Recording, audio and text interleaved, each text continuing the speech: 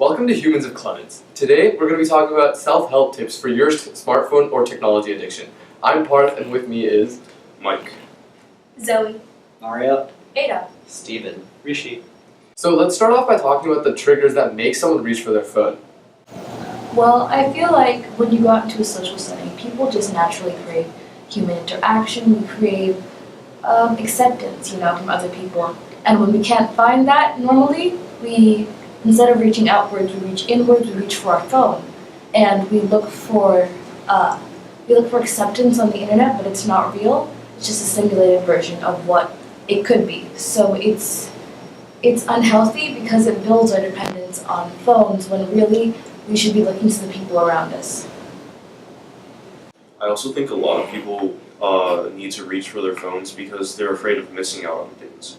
Like a lot of people will just go on their phone just so they can make sure they don't miss like the smaller tidbits of news that like don't really matter in the long run, but they're still important. They're still a little important like day-to-day conversation with other people, and they do that so they can fit in. But there's just too much information on the internet, so there's really no way that you can absorb all of it to be caught up on everything. Okay, so what do you guys think about the difference between talking to someone in person versus talking to them online through texting or maybe even FaceTime? Okay, so first of all, I'm not saying that technology, virtual communication is bad, right? See, I moved here from a different state, and I had close friends there that I still am in contact with thanks to technology.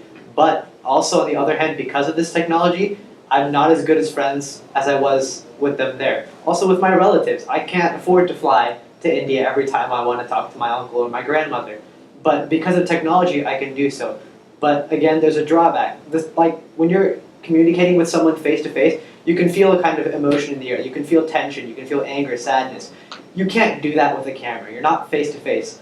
Also, there's only so much a camera can capture. We've come far, but talking to someone across the world, your camera may not be able to capture all these minute differences in your expressions, and that's something you can interpret face-to-face, eye-to-eye contact, but you can't do that through a camera, and that's one of the problems with technology. So now that we've realized what causes us to reach for our phones and some of the limits that that come off as a result of our ability to actually communicate, let's talk about how we can actually go in and solve the problem. Like, what are some steps that people can take in order to become to get away from their technology addiction and to actually get rid of it?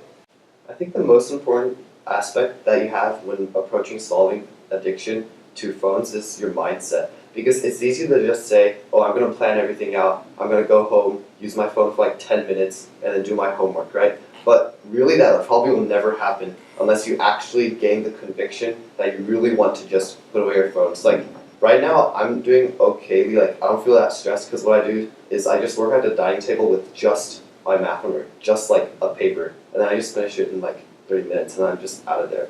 So I don't need to work, and then I can go on my phone afterwards. So just get the stuff done, and then you can go back to being on your phone.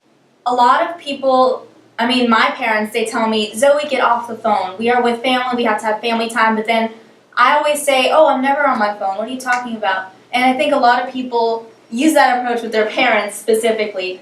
And honestly, a lot of people, they just don't want their parents to win the argument. They don't want to admit they have a problem with their phone because they don't want their parents to be like, ha, I told you so, And that's another reason why it's so hard to admit that you have an addiction. All right, so let's continue by talking specifically about what people can do instead of using their phone. What are some things that people can go on, again, instead of their phone? So I think as with smokers, they have nicotine patches and stuff.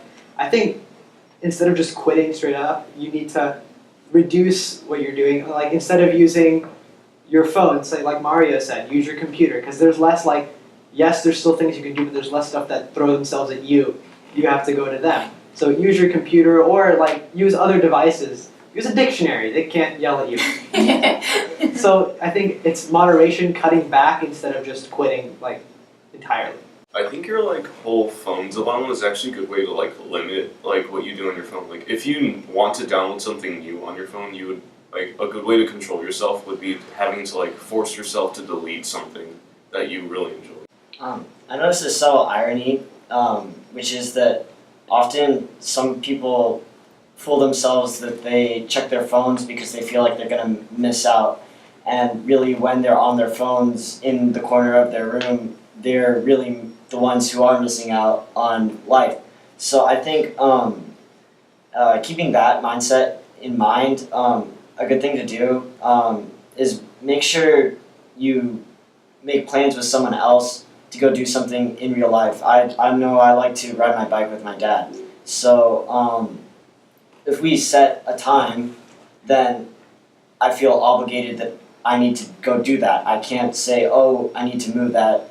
I have more important stuff to do. No, I've already made the commitment to my dad that we're going to go on a bike ride. So I feel like if you make a commitment with someone else, you feel more obliged to uphold to that commitment. Something that I think could be that would help everyone is to actually sleep instead of going on your phone before you sleep.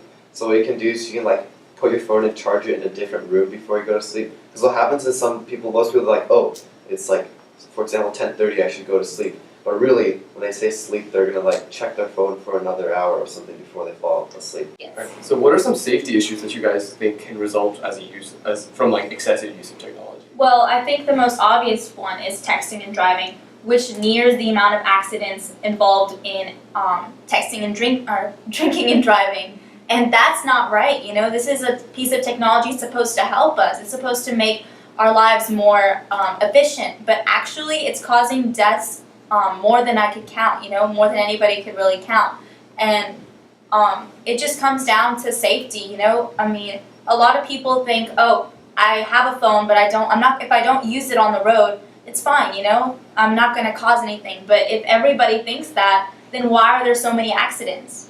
Nobody wants to get into an accident. It's not we put these statistics everywhere that texting and driving causes accidents. And I mean, if people can read and see that, it's everywhere, it's in plain sight, then why does this happen? It's because of the addiction. The problem is that people don't realize the magnitude of texting and driving, because not only could you injure yourself, but you could injure other innocent people that had nothing to do with your mistake. You could kill a child, for example. And I don't think anyone wants that, so it's just important to realize that it's never okay to text and drive. Alright guys, so thank you for your time. Today we talked about the triggers that result in people going to their phone. We gave people some alternatives as to what they can do instead of going for their phone. And we finished off by talking about some of the safety issues that can result from technology. And so with that, thank you for tuning in to Humans at Clements, and have a great day. I have 422 friends, yet I'm lonely. I speak to all of them every day, yet none of them really know me. The problem I have sits in the spaces between looking into their eyes or at a name on a screen. I took a step back and opened my eyes. I looked around and realised that this media we call social is anything but when we open our computers and it's our doors we shut. All this technology we have, it's just an illusion. Community, companionship, a sense of inclusion. Yet when you step away from this device of delusion, you awaken to see a world of confusion. A world where we're slaves to the technology we mastered, where information gets sold by some rich, greedy bastard. A world of self-interest, self-image, self-promotion, where we all share our best bits but leave out the emotion. We're at our most happy with an experience we share, but is it the same if no one is there? Be there for your friends and they'll be there too, but no one will be if a group message will do. We edit and exaggerate, crave adulation. We pretend not to notice the social isolation. We put our words into order until our lives are glistening. We don't even know if anyone is listening. Being alone isn't a problem. Let me just emphasise, if you read a book, paint a picture, or do some exercise, you're being productive and present, not reserved and recluse. You're being awake and attentive and putting your time to good use. So when you're in public and you start to feel alone, put your hands behind your head, step away from the phone. You don't need to stare at your menu or at your contact list. Just talk to one another. Learn to coexist. I can't stand to hear the silence of a busy commuter train where no one wants to talk through the fear of looking insane. We're becoming unsocial. It no longer satisfies to engage with one another and look into someone's eyes. We're surrounded by children who, since they were born, have watched us living like robots and think it's the norm. It's not very likely you'll make world's greatest dad if you can't entertain a child without using an iPad. When I was a child, I'd never be home. Be out with my friends on our bikes, we would roam. I'd wear holes in my trainers and graze up my knees. We'd build our own clubhouse high up in the trees. Now the park's so quiet it gives me a chill. See no children outside and the swings hanging still. There's no skipping, no hopscotch, no church and no steeple. We're a generation of idiots, smartphones and dumb people.